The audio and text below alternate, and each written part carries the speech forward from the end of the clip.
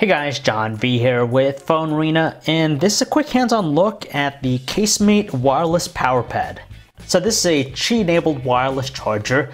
As you can tell, it's charging an LG V30, but it's specifically targeting the iPhone and the Samsung Galaxy devices because it does feature fast charging technology. So with Apple's iPhones, you get 7.5 watts of charging, and with the Samsung Galaxy devices, that jumps up to 9 watts. So at least with wireless charging, you don't have to wait a whole lot of time before it's juiced back up to 100%.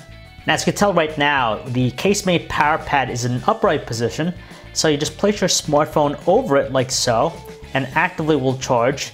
It also doubles as a useful stand, so you could use your smartphone in either portrait or landscape orientation if you want to. And if you didn't want your phone to be upright while charging, you could always just remove the base here. It's just two separate parts. This will allow you to prop up your smartphone, but you could also have it laid flat. So if you want to, you can just have it like that, place your device right there, and it'll actively charge.